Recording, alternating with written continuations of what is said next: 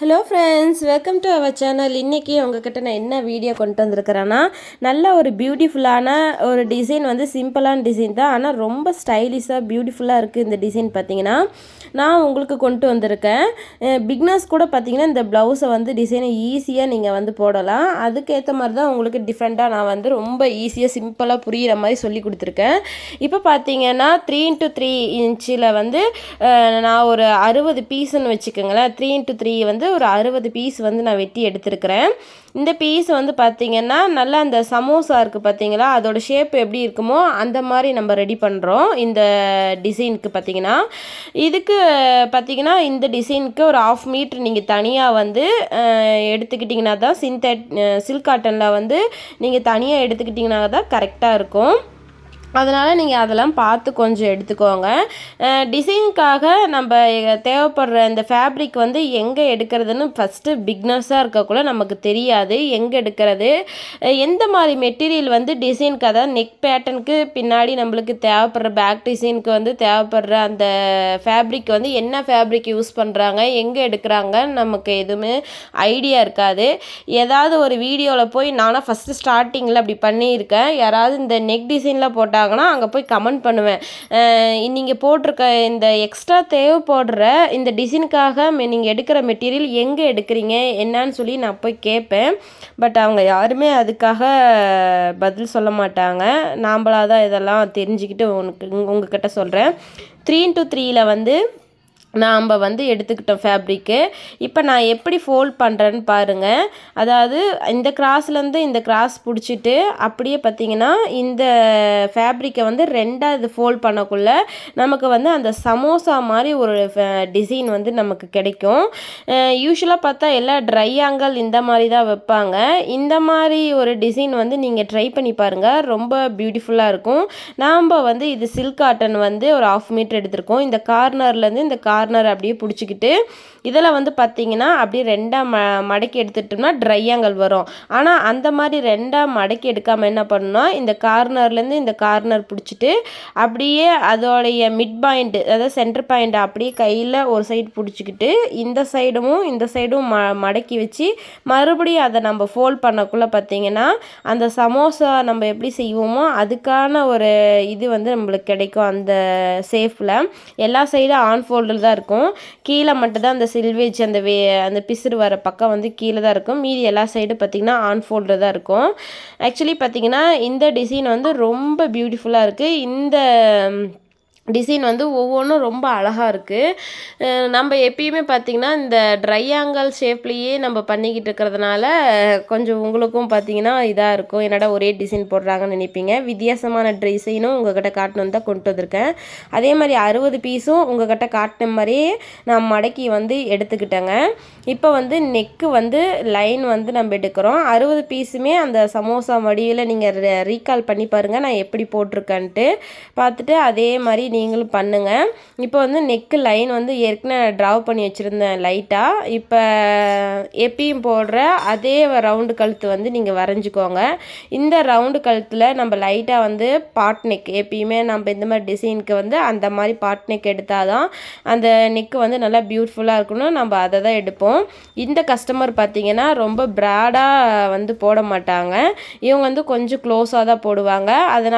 அதனால் நெக்கோடைய லென்த் நான் எவ்வளோ வச்சுருக்கேன்னா, இந்த நெக்கோடைய லென்த் வந்து 8 இன்ச்சு நான் வச்சுருக்கேன்.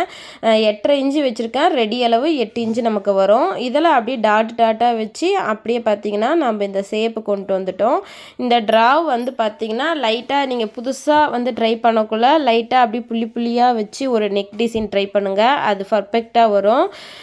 இந்த மாதிரி பாட் நெக்லாம் நீங்கள் போடக்குள்ளே ரொம்ப பியூட்டிஃபுல்லாக இருக்கும். நீங்கள் சாதாரண கழுத்து, ரவுண்டு கழுத்து, ஸ்டார் கழுத்து இதையவே வந்து ரெகுலராக போடாமல் இந்த மாதிரி டிஃப்ரெண்ட்டான நெக்கும் வந்து பார்த்திங்கன்னா நீங்கள் நெக்கு பேட்டர்ன் வச்சு போட்டு பாருங்கள். அடுத்தது வந்து பார்த்திங்கன்னா அடுத்தது வந்து பார்த்திங்கன்னா கேன்வாஸ் எடுத்துக்கிறோம். கேன்வாஸ் எடுத்துக்கிட்டு 2ஆக ஃபோல்ட் பண்ணி வச்சுக்கிட்டு இந்த நெக்கு வந்து நம்ம அப்படியே ட்ராவ் பண்ணுறோம் கேன்வாஸில் வந்து. ஆக்சுவலி பார்த்திங்கன்னா நிறைய வீடியோவில் வந்து கேன்வாஸ் இல்லாமல் இப்படி டிசைன் தைக்கிறது அந்த மாதிரிலாம் போடுறாங்க.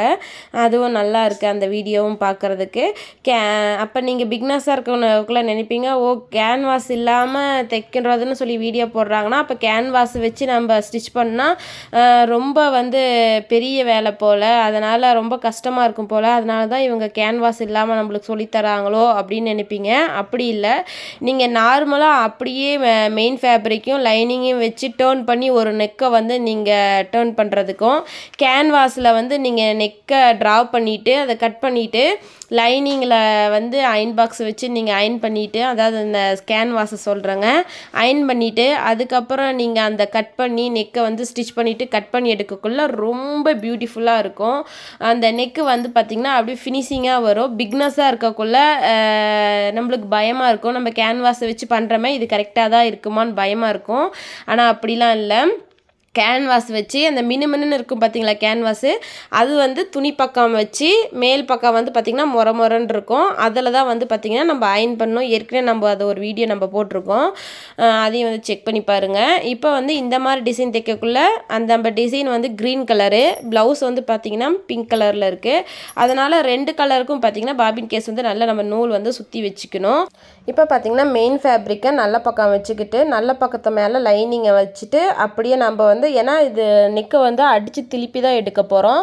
சும்மா வெறுமனை அடித்து திருப்புறதுக்கு பார்த்திங்கன்னா அது ஃபினிஷிங்காக வராது. என்னை பொறுத்த வரைக்கும் அது சாட்டிஸ்ஃபேக்ஷனாகவே இல்லை. அதனால் நீங்கள் வந்து கேன்வாஸ் வச்சு நல்லா ஸ்டிச் பண்ண வந்து பழகிக்கோங்க. அதுதான் பார்த்திங்கன்னா பியூட்டிஃபுல்லாக இருக்கும். நாம் வந்து ஒரு தொழில் வந்து கற்றுக்குறோம் அப்படின்னா அது நல்லா முழுமையாக கற்றுக்கணும். கேன்வாஸ் வச்சு தைக்கிறது ஒன்றும் பெரிய வேலை கிடையாது, ரொம்ப ரொம்ப சிம்பிளான வேலை. கேன்வாஸும் பார்த்திங்கன்னா ரொம்ப பெரிய ரேட்டு கிடையாது, அதுவும் ரொம்ப பார்த்திங்கன்னா கம்மியான ரேட்டுக்கு தான். நீங்கள் ஒரு 30 ரூபாய்க்கு 40 ரூபாய்க்கு கேன்வாஸ் வாங்கினா கூட அது ரொம்ப நாளைக்கு நீங்கள் வச்சு யூஸ் பண்ணிக்கலாம். நிறைய ப்ளவுஸ் பேட்டர்ன்லாம் பார்த்திங்கன்னா கேன்வாஸ் வச்சு நீங்கள் பண்ணக்குள்ள தான் அந்த நெக்கு வந்து பியூட்டிஃபுல்லாக வருங்க. ஒரு கோர்ஸ் இப்போ நம்ம வந்து ஒரு கோர்ஸ் பண்ணுறோன்னா கூட அதை எப்படி நம்ம ப்ரொஃபஷனலாக வந்து நல்லா கற்றுக்கிட்டு நம்ம பண்ணணும்னு நினைக்கிறோமோ, எந்த ஒரு இதுக்கும் அதே மாதிரி தான். எந்த தொழில் நம்ம கற்றுக்கிட்டாலும் எல்லாமே கற்றுக்கணும், A to Z ஃபுல்லாகவே நம்ம கற்றுக்கிட்டா தான் அது நம்மளுக்கு கரெக்டாக வரும். இப்போ நெக்கை சுற்றியும் பார்த்திங்கன்னா நான் ஒரு 1/4 இன்ச்சு இடைவேளை விட்டுட்டு ஃபுல்லாகவே பார்த்திங்கன்னா தையல் விட்டுட்டேன். நெக்கு ஃபுல்லாகவே நான் தையல் விட்டு எடுத்துக்கிட்டேன். இப்போ அதுக்கப்புறம் பார்த்திங்கன்னா நான் ஒரு கட்டும் கொடுத்துக்கிறேன். நெக்கை சுற்றியும் பார்த்திங்கன்னா கட்டும் கொடுத்துக்கிறேன். இப்போ இந்த உங்களுக்கு ஒரு வேளை ஒரு சைடு மட்டும், அதாவது ஒன்ஸ் ஒரு தடவை மட்டும் நெக்கு தையல் விட்டுட்டோம் அப்படியே திரும்பினா பிரிஞ்சிருமோன்னு சப்போஸ் பயம் இருந்துச்சுன்னா நெக்கு சுற்றி இன்னொரு தடவை தையல் விட்டுட்டு அதுக்கப்புறமேட்டுக்கு பார்த்திங்கன்னா டேர்ன் பண்ணிக்கோங்க.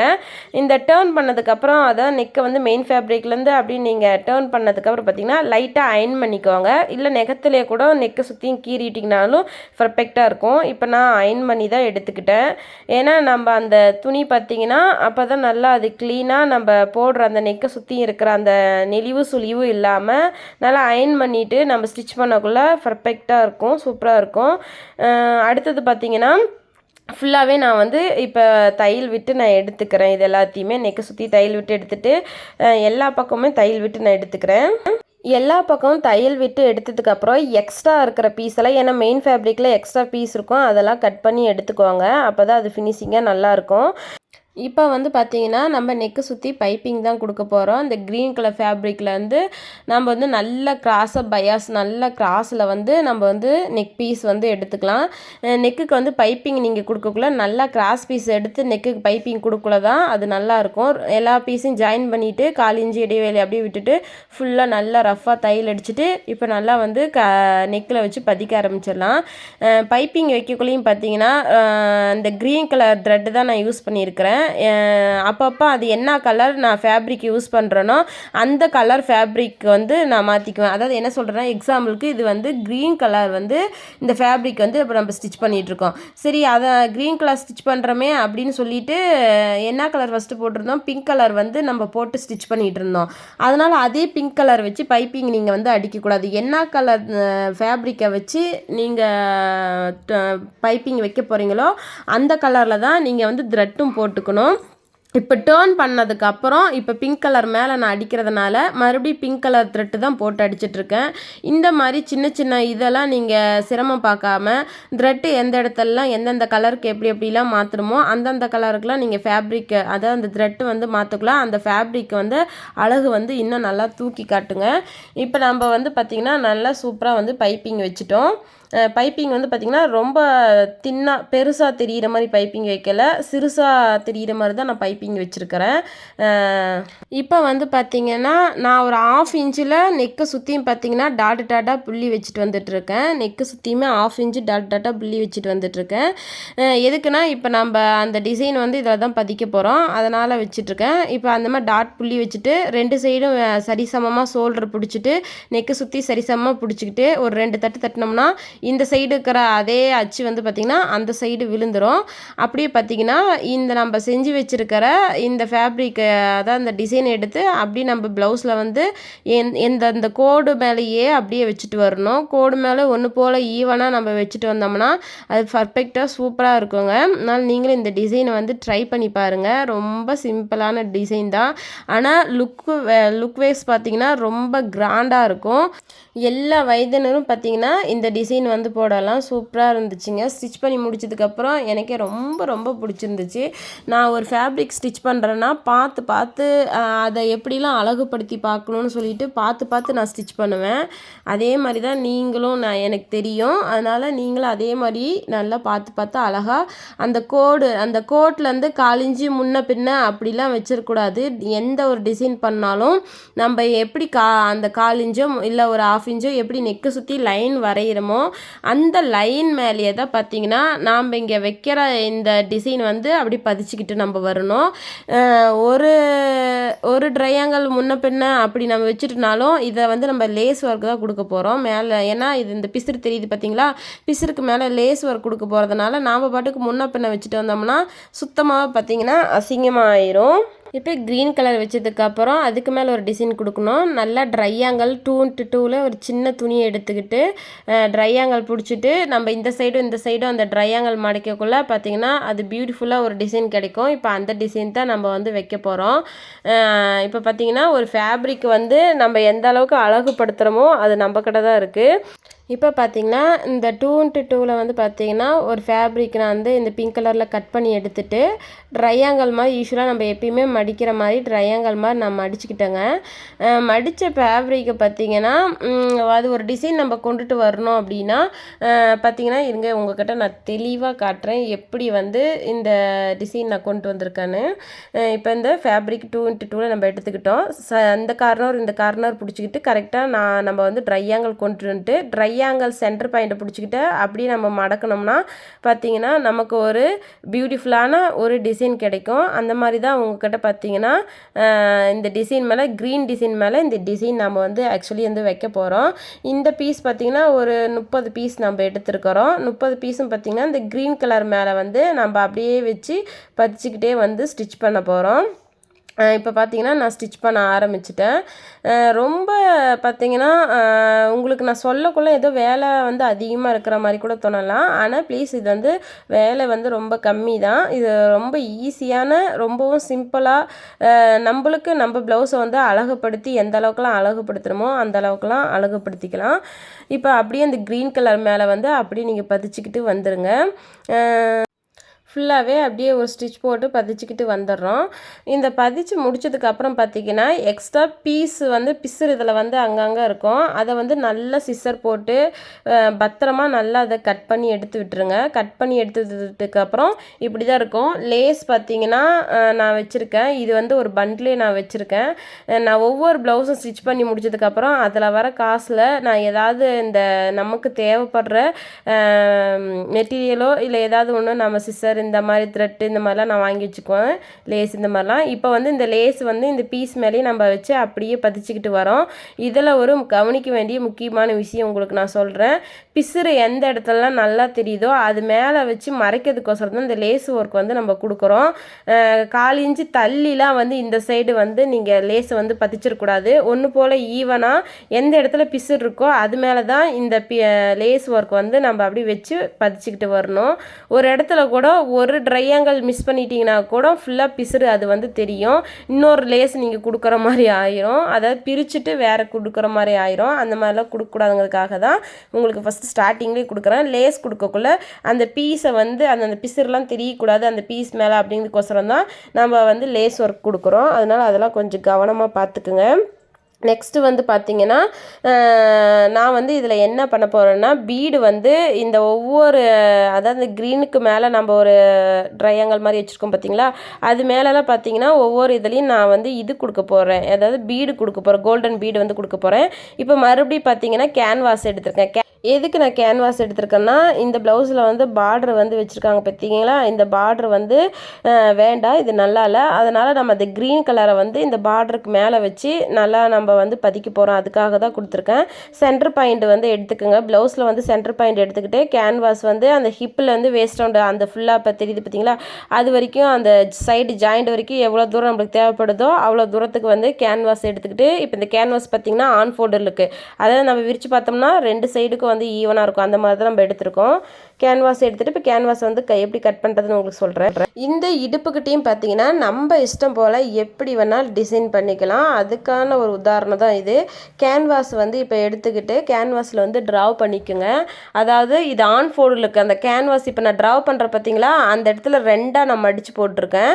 மடித்து போட்டுக்கிட்டு கீழே அப்படியே பார்த்தீங்கன்னா சும்மா ஒரு போட் நெக் எப்படி வரைவோம், இப்படியே லைட்டாக அப்படி வந்து வரையும் பார்த்தீங்களா, அந்த மாதிரி நான் வரைஞ்சிருக்கேன். உங்களுக்கு எப்படி தேவைப்படுதோ அப்படி வந்து நீங்கள் வரைஞ்சிக்கோங்க. ஹிப்புக்கிட்டையும் பார்த்திங்கன்னா அதாவது அந்த பார்டர் இருக்குல்ல, அந்த பார்டர் சைடும் நம்ம வந்து நம்ம இஷ்டத்துக்கு போல் நம்ம வந்து டிசைன் பண்ணிக்கலாம். இப்போ ட்ராவ் பண்ணிக்கிட்டு 1/4 இன்ச்சு விட்டுட்டு கேன்வாஸ் வந்து நான் அப்படியே பார்த்திங்கன்னா கட் பண்ணி எடுத்துக்கிறேன். கட் பண்ணி எடுத்துக்கிட்டு பார்த்துங்க, கரெக்டாக நான் இப்படி தான் கட் பண்ணி எடுத்திருக்கேன். க்ரீன் கலர் எடுத்து க்ரீன் கலர் மேலே அப்படியே இந்த கேன்வாஸை வச்சு நம்ம அட்டாச் பண்ண போகிறோம். க்ரீன் கலர் நம்ம இப்போ இது வந்து சாரியோடது எடுத்துக்கிட்டோம். இந்த சாரி இது மேலே தான் பார்த்திங்கன்னா நம்ம வந்து கேன்வாஸ் வச்சு அட்டாச் பண்ண போகிறோம். இப்போ லைனிங் வந்து கம்மியாக தான் இருக்குது. அதனால் என்ன பண்ணுறேன்னா லைனிங் வந்து இருக்கிற பீஸெல்லாம் அட்டாச் பண்ணிவிட்டு கரெக்டாக ஒன்று போல் ஈவனாக இருக்கிற மாதிரி கட் பண்ணி நான் எடுத்துக்கிறேங்க. கேன்வாஸ் வச்சு நான் பார்க்குறேன் எந்த இடத்துல கரெக்டாக இந்த கேன்வாஸ் வச்சா கரெக்டாக இருக்குதுன்னு எடுத்து பார்த்துட்டு நம்ம வந்து ஃபஸ்ட்டு மெயின் ஃபேப்ரிக் வைக்கிறோம். அதுக்கு மேலே லைனிங் வச்சுட்டு லைனிங் மேலே கேன்வாஸ் அப்படியே வச்சு நம்ம வந்து ஸ்டிச் பண்ணுறோம். எந்த பக்கம் ஸ்டிச் பண்ணுறோம்னா அதாவது மேல் சைடு இதை வந்து டேர்ன் பண்ணி எடுக்க போகிறோம். இதுதான் பார்த்திங்கன்னா அந்த முதுகில் வந்து மேல் பக்கம் வர பக்கம், அந்த மேல் பக்கம் வர சைடு அப்படியே நம்ம வந்து ஒரு ஸ்டிச் பண்ணிட்டு வந்துடும். செகண்ட் ஸ்டிச் கூட உங்களுக்கு வேணும்னா விட்டுக்குங்க. விட்டுட்டு கட் பண்ணி எடுத்துட்டு நாச் போட்டுக்குங்க. நாச் போட்டுட்டு மேலே ஒரு படிமான தையல் வந்து விட்டு எடுத்துக்கோங்க. இது எந்த சைடு வரப்போகுதுன்னா அந்த க்ரீன் கலர் நம்ம அட்டாச் பண்ணிட்டு வந்தோம் பார்த்தீங்களா, அந்த பக்கம் இந்த ஷார்ப்பாக இருக்குது பார்த்தீங்களா, அது அந்த சைடு தான் போக போகுது. அதனால தான் நான் அந்த சைடு அட்டாச் பண்ணி நெக் எப்படி நம்ம டேர்ன் பண்ணி எடுத்தோமோ கேன்வாஸ் அட்டாச் பண்ணி அதே மாதிரி தான் எக்ஸ்ட்ரா இருக்க பீஸ் எல்லாம் கட் பண்ணி விட்டுருங்க. கட் பண்ணி விட்டுட்டு கீழே வந்து நம்ம வந்து டாட் வந்து இப்போ பிடிக்கக்கூடாது.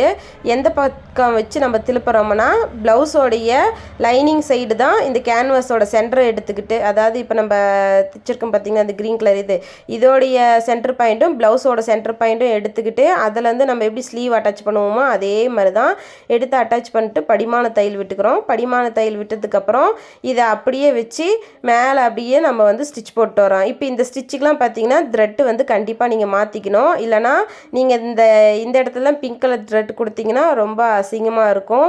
நம்ம வச்சுருக்க டிசைனை அந்த கலர் வந்து கெடுத்து விட்டுரும், த்ரெட் கலர் வந்து கெடுத்து விட்டுரும். அதனால் க்ரீன் கலர் த்ரெட் வந்து மாற்றிக்குங்க. வச்சுட்டு நம்ம அப்படியே அடித்து வந்து திருப்பி எடுத்துக்கலாம். இப்போ வந்து நம்ம அடித்து திருப்பி எடுத்ததுக்கப்புறம் தான் அந்த பேக் சைடு 2 டாட் பிடிப்போம் பார்த்தீங்களா, இப்போ தான் வந்து நம்ம பிடிக்க போகிறோம். லாஸ்ட்டு ஃபைனலாக இந்த ப்ளவுஸ் பார்த்திங்கன்னா எவ்வளோ பியூட்டிஃபுல்லாக இருக்குன்னு பாருங்கள். அந்த ட்ரையாங்கல் சுற்றியும் பார்த்திங்கன்னா நான் வந்து பீடு வந்து ஹேண்டில் தான் வந்து ஸ்டிச் பண்ணியிருக்கேன். உங்களுக்கு க்ளோஸ்அப்பாக காட்டுறேன் தெரியுதுங்களா, பீடு வந்து ஃபுல்லாக ஹேண்டில் தான் நான் ஸ்டிச் பண்ணியிருக்கிறேன். இந்த மாதிரி புதுசாக நீங்கள் வந்து ட்ரை பண்ணி பார்த்தீங்கன்னா தான் உங்களுக்கான டேலண்ட்டும் பார்த்திங்கன்னா வளரும். இந்த டிசைன் வந்து உங்களுக்கு பிடிச்சிருந்தா ஒரு லைக் பண்ணிவிட்டு போங்க. சரிங்க, தேங்க்ஸ் ஃபார் வாட்சிங். நெக்ஸ்ட் வீடியோவில் சந்திப்போம்.